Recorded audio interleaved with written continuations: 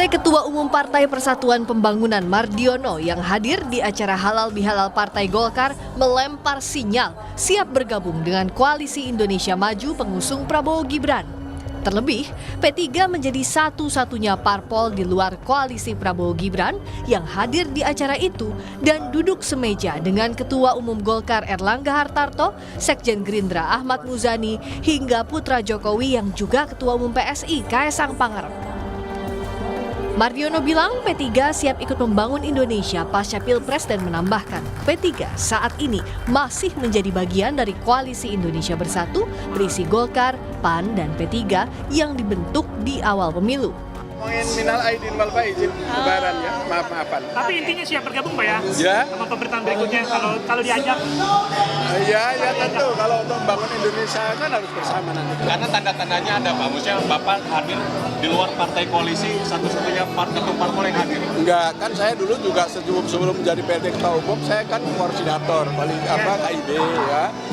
Kemudian KIB itu kan sampai sekarang nggak dibubarkan secara resmi untuk membubarkan KIB itu kan tidak ada. Ya kami masih komunikasi baik dengan Pak Jur, ya dengan Pak Erlangga Hartarto, Ketua Umum Golkar dan PAN. Kami masih menjalin komunikasi, membicarakan soal kebangsaan itu masih. Sementara PDI Perjuangan tak menjawab tegas soal isu P3 gabung ke Koalisi Indonesia Maju. Sekjen PDIP Hasto Kristianto bilang pihaknya mendukung P3 membuka komunikasi politik dengan banyak pihak agar tak menghilang dari kancah politik. Hasto pun menuding ada operasi politik terhadap P3 yang membuat suara partai berlambang Ka'bah itu tergerus di pemilu 2024. Ya, PD Perjuangan kan sangat berkepentingan agar rejim ini tidak menghilangkan sejarah Partai Ka'bah yang menjadi sahabat PD Perjuangan. Nah, dalam rangka survival sebagai Partai Ka'bah, ya kami dorong P3 untuk melakukan komunikasi politik. Ya, jadi kami dukung langkah-langkah P3 untuk melakukan komunikasi politik karena ketika pemilu kemarin ada pihak-pihak yang melakukan operasi politik untuk mendorong partai tertentu termasuk PSI sehingga akhirnya membuat P3 tergerus. Itu hasil operasi politik. Untuk pertama kalinya, P3 gagal lolos ke DPR karena tak mampu melampaui ambang batas parlemen sebesar 4% di Pileg 2024. P3 hanya meraup 5.870.000 lebih atau 3,87% suara nasional. Tim Liputan, Kompas TV. Kita akan bahas mungkinkah sinyal P3 gabung ke koalisi Prabowo Gibran bisa terwujud. Sudah ada Dahlia Umar, Ketua DPP P3 dan Direktur Eksekutif Indikator Politik Indonesia Burhanuddin Muhtadi. Selamat sore Mbak Dahlia, Mas Burhan, terima kasih sudah bergabung bersama kami di Kompas Petang. Sore. Selamat sore Mbak. Selamat sore Mbak Dahlia, ini PLT Ketum Mardiono sudah bilang kalau mau membangun bangsa harus bersama-sama. Ini sinyal kuat untuk bergabung bersama koalisi pendukung Prabowo Gibran? Ya, jadi yang disampaikan Pak Ketum adalah gambaran tentang bagaimana selama ini Partai Persatuan Pembangunan itu berkiprah ya.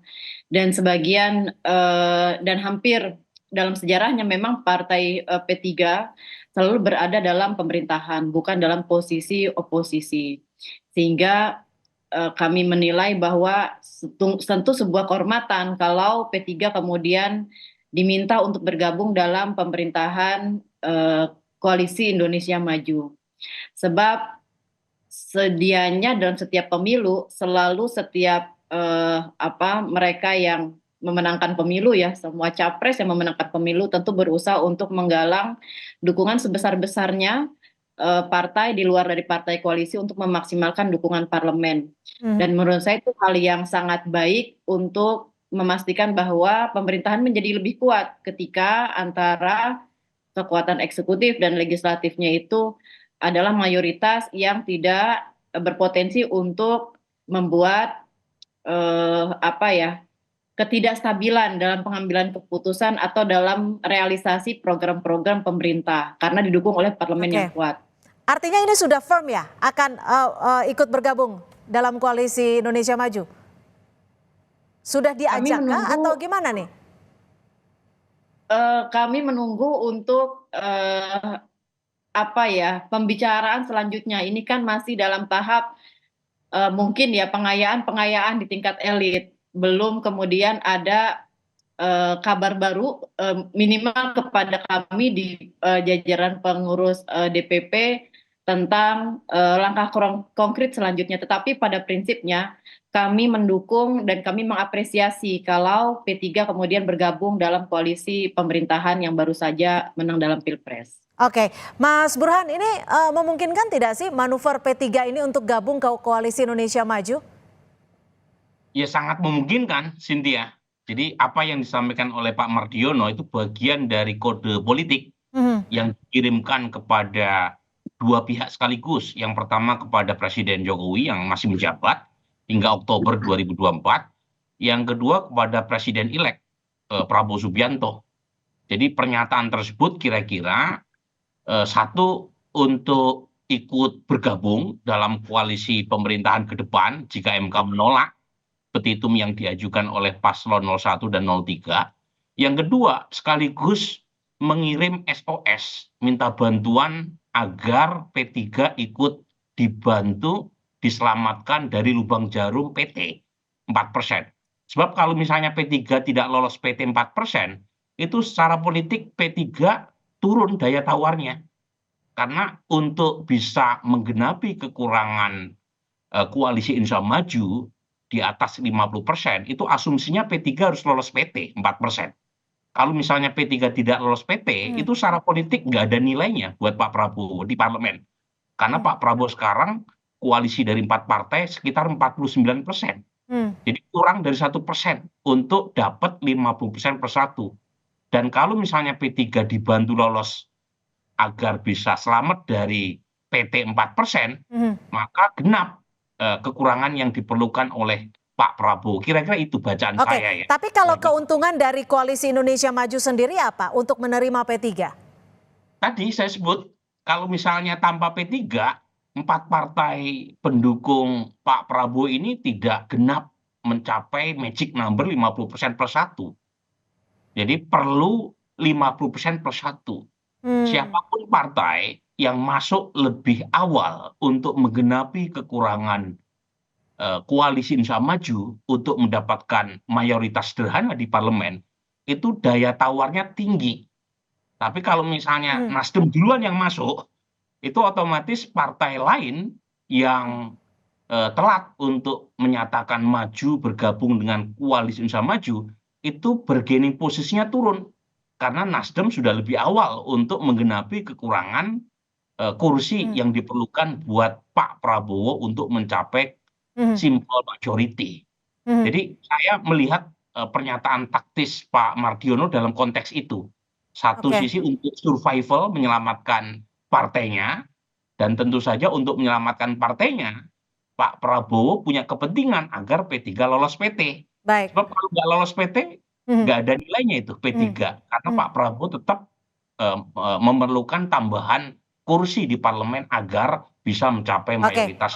Mbak Dahlia, kalau P3 sendiri sudah sempat berkomunikasikah dengan PDI Perjuangan sebelum ada statement dari Pak Mardiono ini? Ya, dengan Partai PDI Perjuangan tentu kami tetap berkomitmen ya bahwa koalisi ini adalah koalisi yang tetap berkomitmen sampai pemilu kemudian dilaksanakan. Dan kami juga berkomitmen untuk membangun hubungan yang tetap baik gitu, walaupun hasil pemilu Pilpresnya memang mengecewakan. Tetapi yang kami pikirkan sekarang adalah kita tidak harus berhenti atau tidak boleh berhenti pada berada dalam posisi yang tidak jelas untuk kedepannya seperti apa, karena kemanfaatan partai dan kemanfaatan apa yang kami miliki tentu harus kami maksimalkan dengan cara bagaimana kita menindaklanjuti pemilu sekarang. Nah, itu yang saya kira sangat penting buat P3 menentukan sikap. Dan seperti yang saya sampaikan tadi bahwa selama sejarahnya P3 itu adalah bagian dari pemerintahan, lepas dari siapapun menjadi pemenang pemilu, pada akhirnya P3 selalu ada dalam masuk dalam pemerintahan. Sehingga untuk masuk kembali ke dalam pemerintahan lepas dari hasil Pilpres kemarin itu sangat mungkin. Dan itu menurut saya seperti yang tadi disampaikan oleh Prof. Burhanuddin, Ya. itu sangat masuk akal ya. Pertama, tentu ini keuntungannya untuk banyak pihak. Dan yang kedua itu kemanfaatannya juga lebih jelas ya.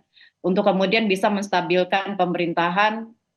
Dan tentu kami di MK sekarang berjuang untuk masuk PT Prof. Burhanuddin. Kenapa? Karena kami memiliki bukti-bukti yang sangat jelas seperti yang tadi Pak Hasto bilang. Ada perekayasaan data-data yang membuat kemudian neraca antara data pemilih dan perolehan suara sah itu menjadi tidak sesuai dengan apa yang kami temukan di lapangan. Sehingga keyakinan kami adalah kalau seandainya kemudian ada koreksi, sungguh-sungguhnya P3 itu sudah memenuhi parliamentary threshold. Oke. Nah, untuk itu kita masih menunggu kebijakan dari pimpinan kami. Kami berharap di MK hasilnya akan sangat sesuai dengan harapan kami, dan dengan demikian tentu kami memiliki posisi tawar yang lebih tinggi dari kemarin untuk kemudian bisa berharap ya apapun nanti diputuskan oleh pimpinan bisa lebih memaksimalkan kemanfaatan P3 untuk masyarakat Indonesia. Baik, Mas Burhan, ini kan Pak Hasto juga sempat menyebut mempersilahkan P3 untuk menjalin komunikasi untuk survival. Anda membacanya statement ini seperti apa? Saya membaca pernyataan Sekjen PD Perjuangan semacam tanda kutip restu ya buat P3 untuk mengambil langkah darurat dalam rangka menyelamatkan partai dari lubang jarum 4%, parliamentary threshold. Jadi sepertinya PD Perjuangan tidak menaruh keberatan atas manuver P3 yang terlihat begitu lincah mendekati koalisi pendukung Prabowo Subianto, meskipun MK belum mengambil keputusan secara konstitusional terkait dengan permohonan keberatan yang diajukan oleh paslon 01 dan 03.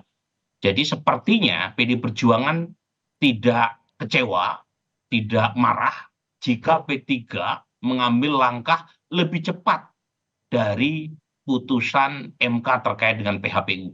Dan menurut saya memang harus seperti itu. Karena yang menjadi concern buat P3 menurut saya bukan Pilpres, tetapi partai. Jadi partai harus selamat terlebih dahulu. Lepas dari apakah hasil Pilpres sesuai dengan ekspektasi paslon 03 atau 01 terkait dengan PHPU. Itu bukan pertarungan utama P3. Pertarungan utama P3 adalah gugatan yang diajukan ke MK bahwa P3 lolos PT. Dan untuk itu P3 perlu mencari komunikasi dan pendekatan politik, terutama buat partai-partai yang sekarang masih solid di bawah koordinasi Pak Prabowo maupun Pak Jokowi. Jadi pada titik itu bacaan saya PD Perjuangan tidak keberatan jika P3 melakukan dansa-dansi ya, ini istilahnya Ibu Mega, untuk mendapatkan kesesuaian atau ekspektasi tadi bisa di. Tapi kalau Mas Burhan sendiri melihatnya akan ada tidak partai-partai lain yang ikut merapat, ikut mendekat untuk ke kubu dukungan Prabowo Gibran? Begini Cynthia, pemenang biasanya memiliki 1000 ayah, pecundang ibarat yatim piatu. Jadi itu udah hukum alam. Jadi siapapun yang menang pasti akan mendapatkan banyak dukungan, sementara yang kalah akan ditinggalkan.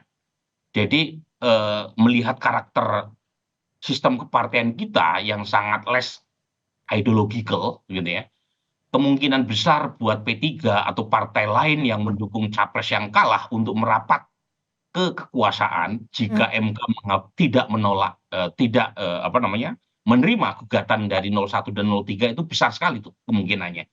Dan P3 sendiri termasuk partai yang tidak pernah berada di luar kekuasaan sejak terutama pasca Orde Baru. Jadi siapapun calon yang didukung oleh P3 kalah atau menang, P3 bagian dari kekuasaan. Ini beda dengan PD Perjuangan. Ya. PD Perjuangan relatif punya pengalaman sebagai oposisi ketika capres yang mereka usung kalah. P3 tidak pernah punya pengalaman itu. Oke, baik. Terima kasih atas perspektif Anda, Mas Burhanuddin Muhtadi, Direktur Eksekutif Indikator Politik Indonesia, dan juga Mbak Dahlia Umar, Ketua DPP P3 sudah bergabung bersama kami di Kompas Petang. Selamat sore. Sore. Terima kasih.